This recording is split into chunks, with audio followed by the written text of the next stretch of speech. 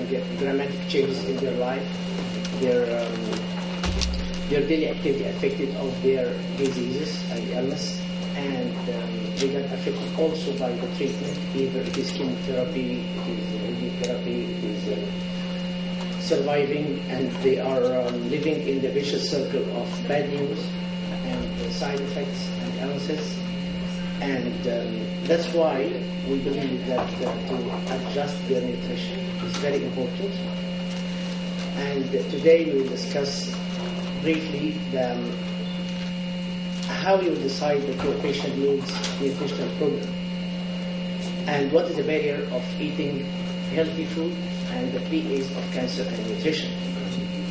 The first, as we saw, especially in the Middle East, is that the problem of choosing patient by oncologists to go and seek nutritional advice is only in the terminal cases and in debilitating cases, and especially if the patient has side effects like difficult to swallow, like vomiting, like nausea. This is the main points that we send the patient for the nutritional advice.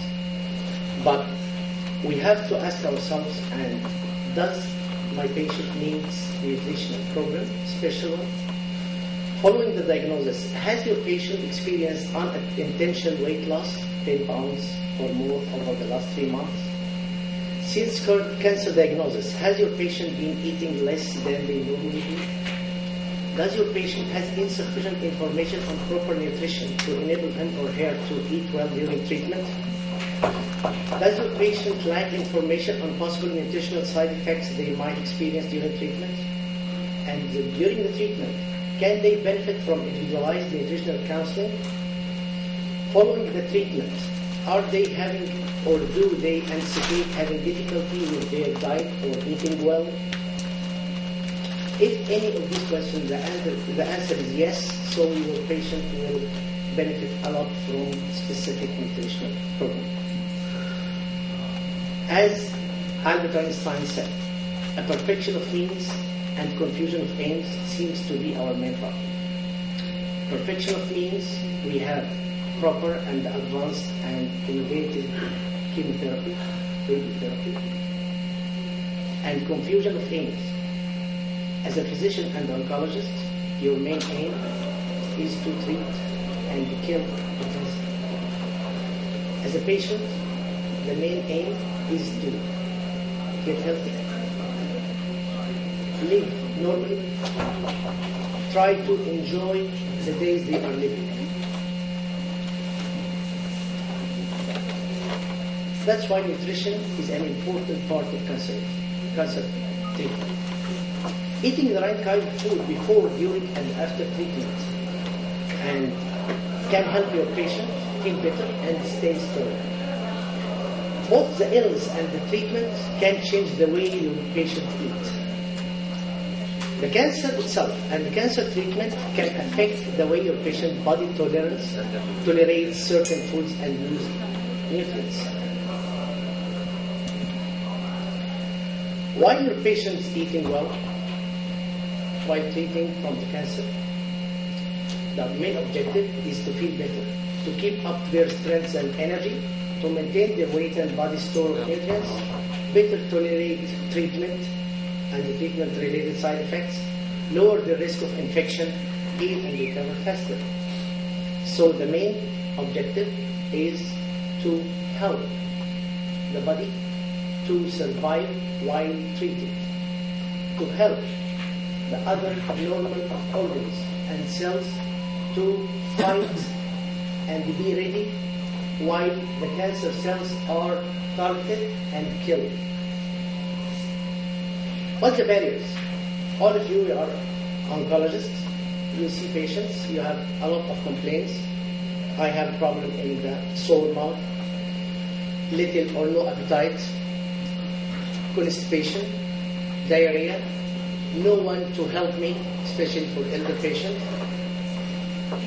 If the patient is depressed, if the patient is exhausted due to lack of sleep, and as you see here that the depression is one of the main factors, and it can lead us to vicious circle, which is the patient knows that he or she has cancer, and they will read, hear from the relatives, the doctors, the media, the internet, everything about the cancer.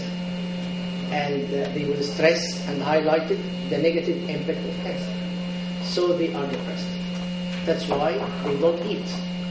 They have nothing to live for. They need food. They need us to help them to fight the cancer. And what we are doing in nutrition, because we believe that we have to let them enjoy their life by the natural living, because they will eat. The time of breakfast, lunch, dinner will come. They have to live their life in a proper way. Here are some of the complaints and the barriers of well eating, like mouth is sore or swallowing is painful. So we have to introduce the soft textured, non-acidic food. The temperature is important. Room temperature usually best tolerated. We should avoid the very cold or very hot things. Creamy textures like custard, nut butters, and avocado work well. We should avoid citrus fruits, tomato or cranberry juice or vinegar dressing, which may burn. Use non-alcoholic mouthwash. We can add aloe gel. Try ice cream at room temperature and full-fat Greek style yogurt, like our yogurt here, but this is because different varieties in the Western countries. Pasta with cream sauce may be easy to swallow. The second barrier is appetite. What if the appetite is poor? If just the thought of food makes the patient feel nauseating, try ginger tea, ginger pop, or crystallized ginger may be helpful. If small amounts of food make patients feel full, immediately make sure they are high in calories. If they will eat small meal, it has to be high in calories so that the body will get enough nutrients. Try homemade protein smoothies, egg custard, and avocado. Try commercial ready prepared protein drinks, instant breakfast type items. Try frequent small meals, baby food in good portion size. What if the patient has constipation? Try brownies or brown juice, barou. Try syrup of figs. Try some stewed pitted fruit, compote of peach, plums, apricot, or cherries. What if the patient has diarrhea? Try the bread. The bread diet is bread beef or banana, rice, apple sauce, and toast, and include a fortified breakfast cereal like chilies. Try a liquid-only diet for a day and then reintroduce some baked potato or white rice. Make sure patient is adequately hydrated. Don't avoid sodium and have sufficient water. Patient has no one to help. This here in the Middle East, it won't be there because we have the families that will help. Anyhow, they can use baby food portion size, and blandness is often ideal as an addition to yogurt to make soup, for example. Ask a friend to make large batch of soup. What if the patient is depressed? Depression can be crippling. Ask for help if you find the patient mood or your patient mood is constantly preventing the patient from making self-supported action. This is very crucial in the daily activity of anyone. As most of the oncologists, they are very busy and they are focused scientifically on the treatment of the disease. We, as one of the healthcare professionals supporting the oncologist and one of the cancer fighting team, as one of the colleagues asked the pain professor when we should start, that's why the healthcare profession treating the cancer should be team, acting with each other to support, as we are should be patient core. The patient is our target, and the oncology, the target is cancer, and the nutrition, the target is normal cells and organs and support the survivors fighting the cancer, and the pain to manage the pain, and so we can help the patients. Depression can be crippling, so dark chocolate is often helpful, and they should surround themselves with love, with the people who care about them. Regarding insomnia, some of them they have insomnia either from the psychological aspects in it. So we advise them not to take caffeine after 3 p.m. After 5 or 6 we can stay for the whole night. Take any green tea supplements before 3 p.m. Having light dinner at least 3 hours before lying down to sleep. Avoid cheese or meat in the evening. Try half a banana before bedtime with a small glass of milk. Try calming herbal teas like chamomile. Try magnesium and vitamin B6 supplement. And here are the 3 A's of the cancer and the nutrition. The first is the antioxidant, the second anti-inflammatories, and the third is anti-carcinogens. The antioxidant prevent free radical formation, which if unchecked causes damage to DNA. And the anti-inflammatories prevent elevated rates of cell division, which may increase mistakes in DNA. Anti-carcinogens prevent persistent and deleterious damage, which is mutation to DNA. This is very basic. We will not go to the details because most of you are expert of the details of the cancer itself. So the good news regarding nutrition is that there is so many foods that containing the 3 of them. Like the antioxidant, you'll find carotenes, including lycopenes like guava, tomato, sweet potato, and carrots. Coenzyme Q10 in many foods and supplements, vitamin E, vitamin C, and the many phytonutrients like dark pigmented and aromatic vegetables. These supplements may have unintended increased risk, which is very important. Some of the persons, they take antioxidant by themselves, which is not recommended. That's why most of the recent researchers say that we should go for the natural things, not the supplements regarding the antioxidants. And we should avoid high doses, not about the 30 times daily requirements of, for example, beta-carotenes, vitamin E, or vitamin C. They are rich in fruits and vegetables and helpful during treatment. The second was anti-inflammatory. One of them is the omega-3, which is well known now, flaxseed, borage, and black currant seed oils. Natural salicylates like rosemary, thyme, apricot, and broccoli. Natural occurring COX inhibitors like green tea and cocoa. The anti-carcinogen like curry powder, like citrus fruits, like green tea, like pomerange, rumman, Brazil nuts, tomato, saffron.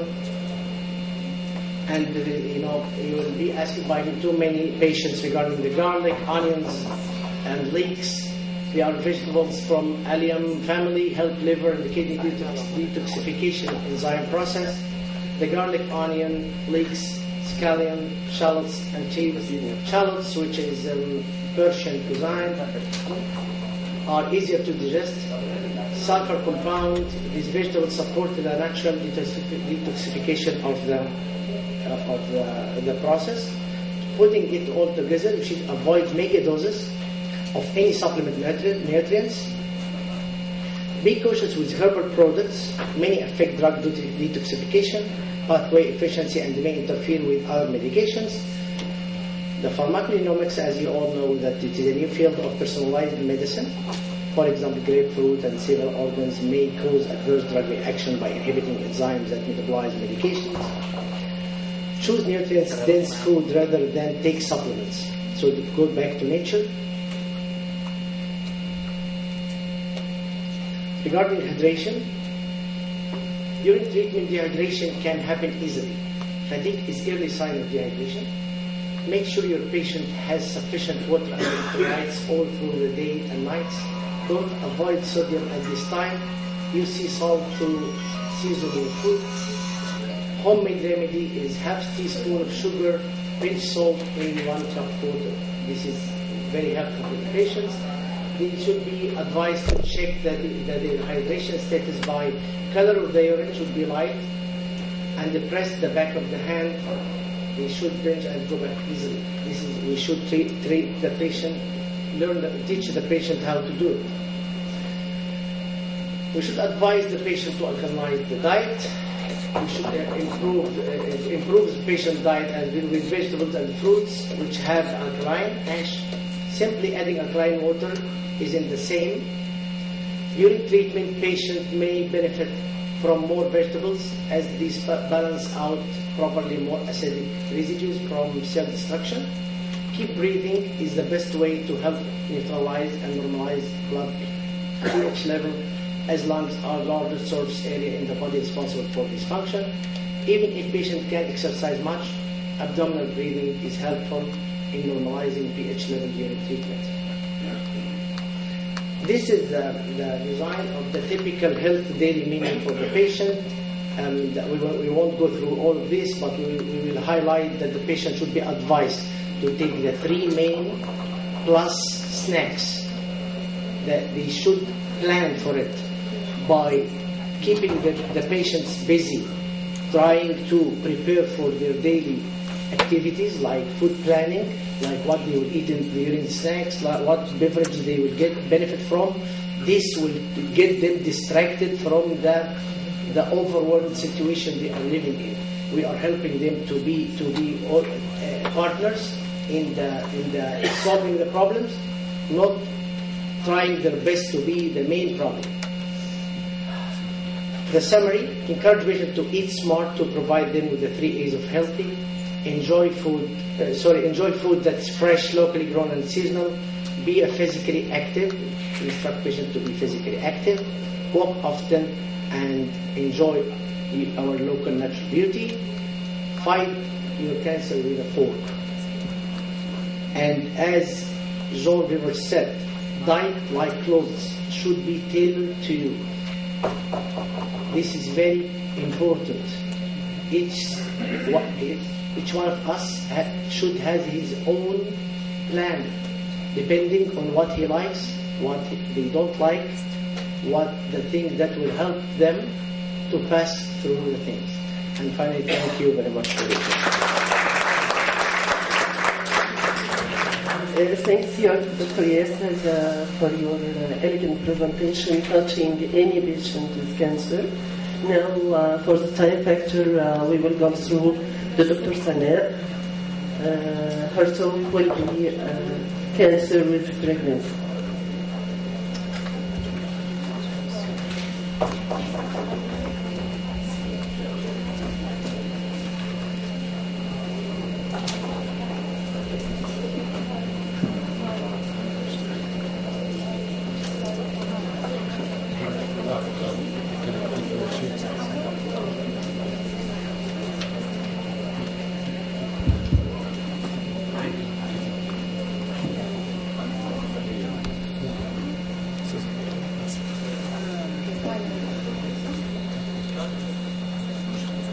If you remember what we were talking about, the outline of my talk. Good afternoon again.